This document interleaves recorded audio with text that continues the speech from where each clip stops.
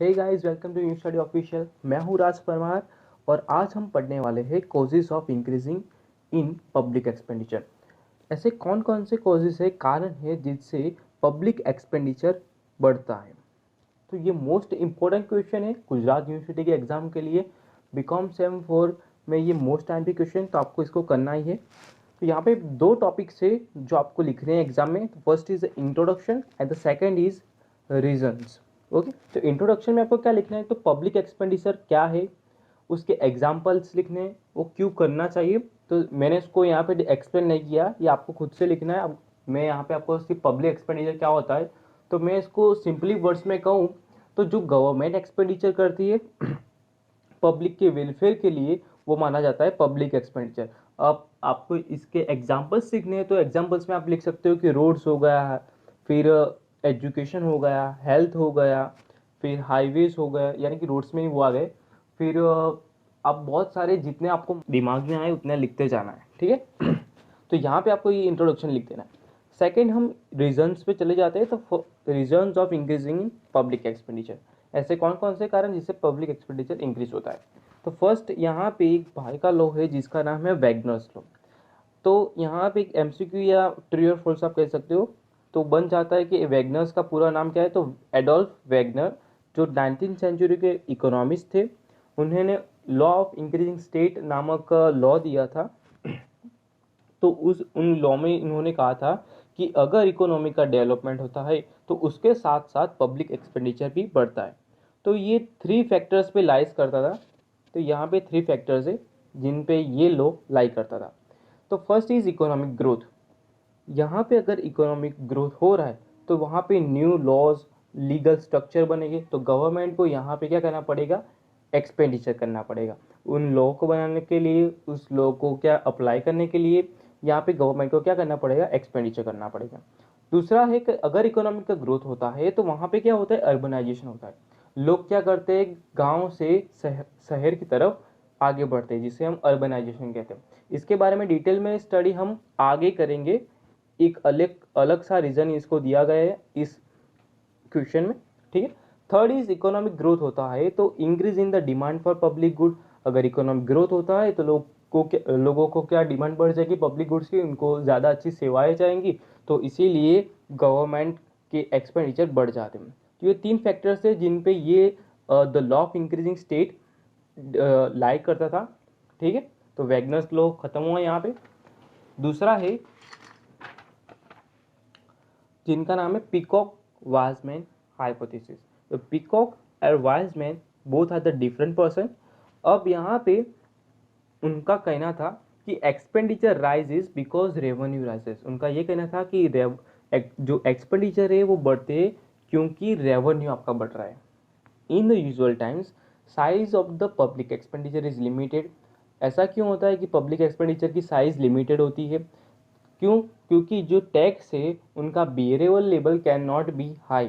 हम जो यानी कि गवर्नमेंट जो है वो हाई टैक्स यहाँ पे वसूल नहीं कर सकती, ठीक है। तो यहाँ पे ज़्यादातर क्या होता है कि पब्लिक एक्सपेंडिचर लिमिटेड होता है। लेकिन कुछ ऐसा बन जाता है जैसे कि वॉर हो गया, अभी एग्जैक्ट जो करंट सिचुएशन के एग्जाम्पल लिया जाए तो कोरोना वायरस हो गया।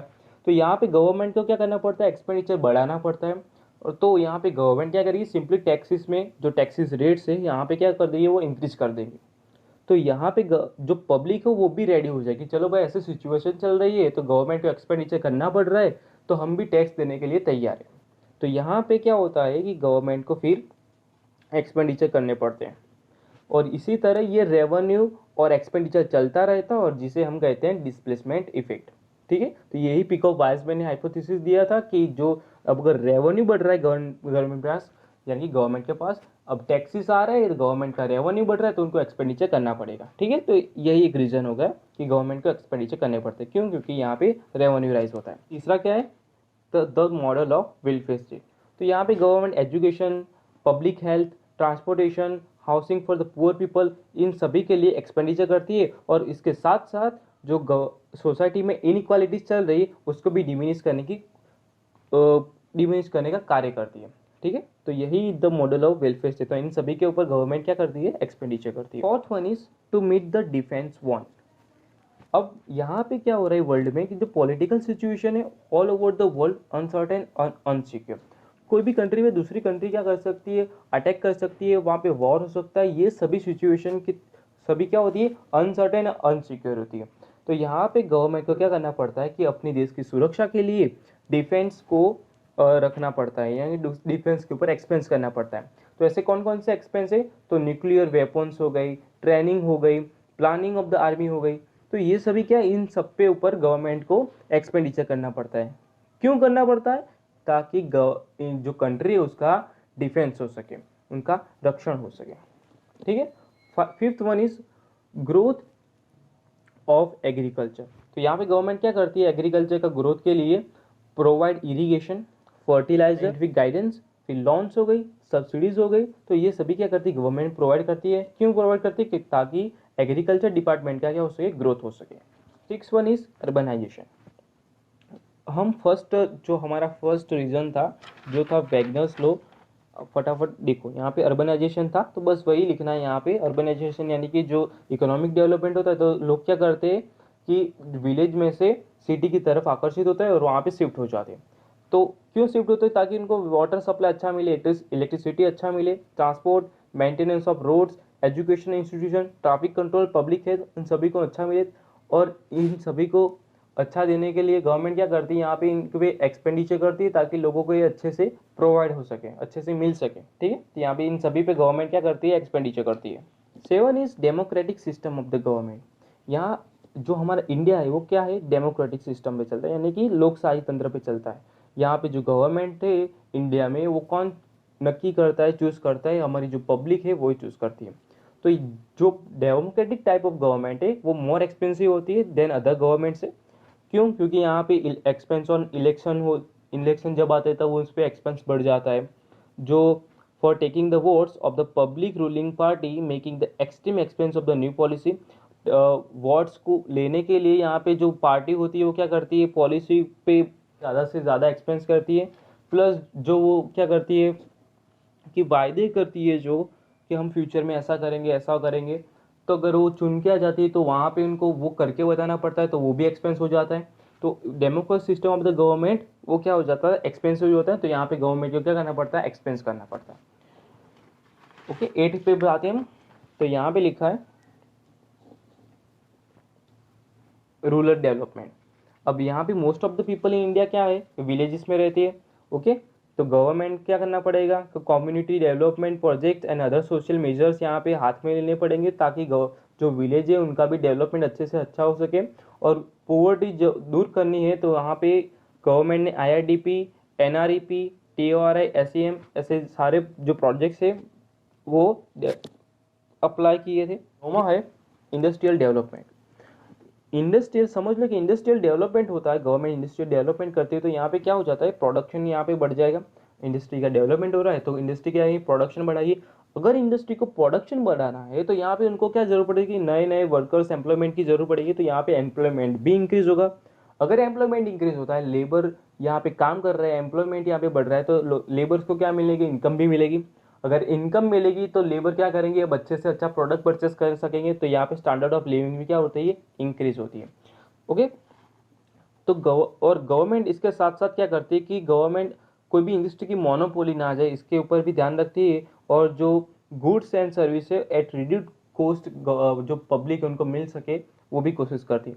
तो यहाँ पे इंडस्ट्रियल डेवलपमेंट के लिए भी गवर्नमेंट क्या करती है, एक्सपेंस करती है, ताकि लोगों का स्टैंडर्ड ऑफ लिविंग बढ़ सके। 10th नंबर का जो है वो है ग्रोथ ऑफ पॉपुलेशन। और समझ लो कि कोई देश है वहाँ पे पॉपुलेशन इंक्रीज हो रहा है, तो कौन कौन से प्रॉब्लम्स वहाँ पे आ सकते हैं, तो फूड का प्रॉब्लम आ सकते हैं, लोगों के पास फूड ना पहुँचे। फिर आ सकता है एक अनएम्प्लॉयमेंट, फिर हाउसिंग का प्रॉब्लम आ सकता है, और एक सैनिटेशन का प्रॉब्लम आ सकता है, और कई सारे प्रॉब्लम्स भी आ सकते हैं। अब इन सारे प्रॉब्लम्स को कंट्रोल करने के लिए यहाँ पे क्या करती है, गवर्नमेंट एक्सपेंडिचर करती है, ताकि लोगों को ये प्रॉब्लम्स का सामना कम करना पड़े या ना करना पड़े। ठीक, तो यहाँ पे इन सभी को कंट्रोल करने के लिए गवर्नमेंट क्या करती है, एक्सपेंडिचर करती है।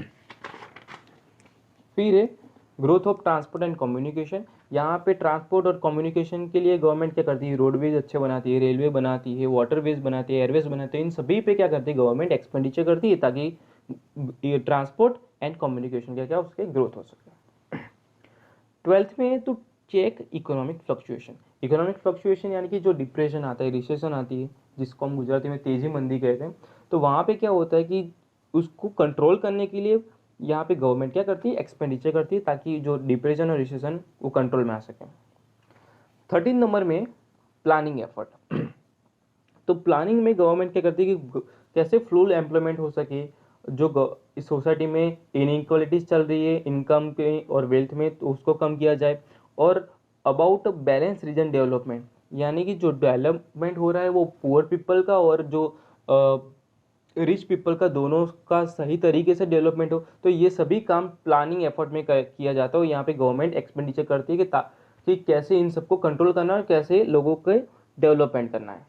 ठीक है। 14 नंबर का जो है राइजिंग प्राइस लेवल। अब यहाँ पे आप अभी करंट सिचुएशन में सभी जो चीज वस्तुएं उनकी प्राइस बढ़ रही है। गवर्नमेंट को भी इंडिविजुअल्स की तरफ जो गुड्स परचेस करने पड़ते हैं और वो परचेस करके हमको प्रोवाइड करती है। तो जब वो गुड परचेस करेंगे तो अब भी गवर्नमेंट को क्या पड़ेगा, तो वो प्राइस हाई लगेगी उनको। ठीक है। गवर्नमेंट को कोई गुड परचेस कर रहे हैं तो वहाँ पे गवर्नमेंट को भी हाई प्राइस देनी पड़ती है। तो यहाँ पे डेवलपमेंट के लिए गवर्नमेंट को हाईएस्ट प्राइस देकर एक्सपेंस करना पड़ता है, तो ये भी एक एक्सपेंस में आ जाता है। ठीक है। 15 नंबर में rise in the national income. अब समझ लो कि नेशनल इनकम बढ़ जाती है तो पब्लिक रेवेन्यू भी बढ़ेगी। ओके। पब्लिक रेवेन्यू बढ़ रही है तो गवर्नमेंट क्या करेगा, टैक्सेस ज़्यादा लेगा, और टैक्स ज़्यादा आ रहा है तो रेवेन्यू ज़्यादा होगी। और पीकॉक वाइजमैन में हमने सीखा था कि अगर गवर्नमेंट के पास रेवेन्यू ज़्यादा बढ़ जाती है तो गवर्नमेंट के सामने क्या करना पड़ता है, एक्सपेंडिचर भी करना पड़ता है। क्यों? क्योंकि आप टैक्स पूरा भर रहे हो और आपको दिख नहीं रहा कि गवर्नमेंट क्या कर रही है, कुछ आपको ऐसा काम गवर्नमेंट की तरफ से नहीं दिख रहा है, तो आप टैक्स पे करना बंद कर सकते हो और जो गवर्नमेंट है वो चेंज भी हो सकती है। यहाँ पे गवर्नमेंट को तभी जो रेवेन्यू आ रहा है तो इसमें से एक्सपेंस भी करना पड़ता है। आता है एजुकेशन। तो आप जानते हो कि एजुकेशन का महत्व इंपॉर्टेंस कितना बढ़ गया। तो यहाँ पे गवर्नमेंट ट्राई करती है कि सभी को, अगर मेरे देश का यानी कि कंट्री का यहाँ पे डेवलपमेंट करना है तो एजुकेशन सभी को प्रोवाइड करना पड़ेगा। तो यहाँ पे गवर्नमेंट इसलिए क्या करती है कि इंस्टीट्यूशन एस्टेब्लिश करती है और प्राइमरी सेकेंडरी हायर सेकेंडरी जो स्कूल है, नॉलेज लोगों को एट अ लो और फ्री कोर्स मिल सके।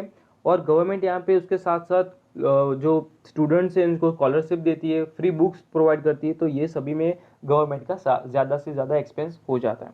ठीक है। ताकि लोगों को, इसका रीज़न क्या है कि ताकि लोगों को अच्छा एजुकेशन मिल सके। 70 नंबर का जो रीज़न है वो है एक्सपांशन ऑफ ट्रेडिशनल फंक्शन। यहाँ पे आप जो पास्ट में जो गवर्नमेंट थी उनका काम जो था वो लिमिटेड था।